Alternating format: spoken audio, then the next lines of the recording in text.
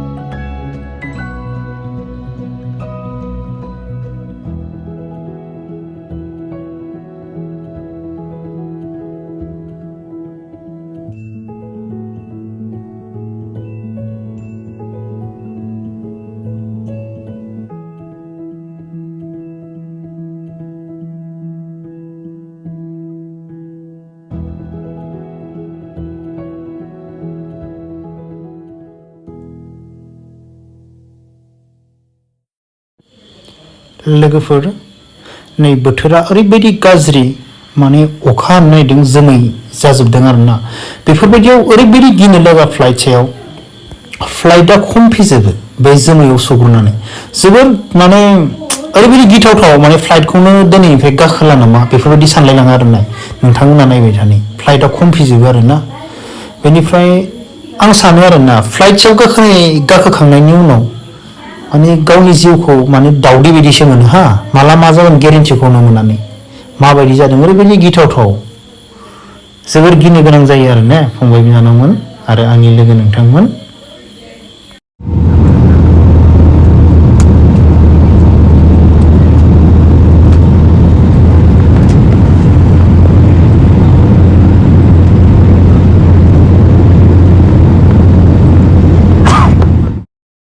लोगोफोर दा नै आं दिल्ली मोनफैबाय।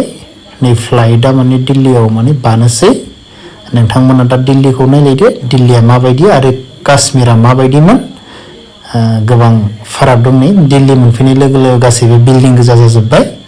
काश्मीरबा माबायदिमोन बरफ आरो जोमै आरो पाहारमोन दा नै आलादा जाफैबाय। दा दिल्लीखौ नायलायदो आं दा टार्मिनेल 2 आव बे टार्मिनेल 2 आव माबागोन बागोन बेनि उनाव आं नोंथांमोननो टार्मिनेल 2 खौ देखायगोन। टार्मिनेल 2 खौ माने दिल्ली टु गुवाहाटि आं नोंथांमोननो देखायबावगोन। नोंथांमोना आंनि बे भिडिअखौ जोबजासिम नायलांबाय थादो। नै टार्मिनेल 2 आव बानोसै फंबाय बिनानावमोन। अब्ला आंनि उन्दै उन्दै फंबाय बिनानावमोन आरो आंनि लोगो नोंथांमोन नेक्स्ट भिडिअखौ नेनानै थाबाय था। गासैनिसिमबो आंनि गोसो गोरबोनिफ्राय जय हिन्द।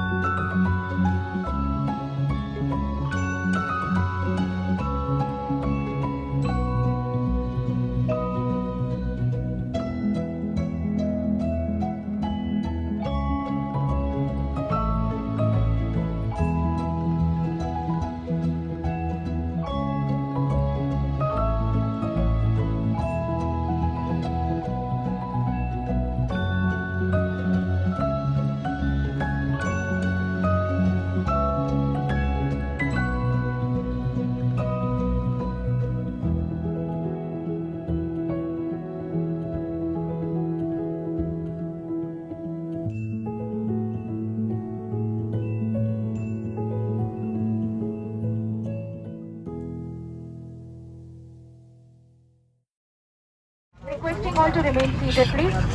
देवियों सज्जनों, रो 1 से 10 के यात्री आगे से प्रस्थान कर सकते हैं। सभी अन्य यात्री से निवेदन अपने स्थान पर ही बैठे रहे। धन्यवाद। Customers seated from row 1 to 10 can now deplane from the forward exit. Requesting all customers to remain seated, please. Thank you.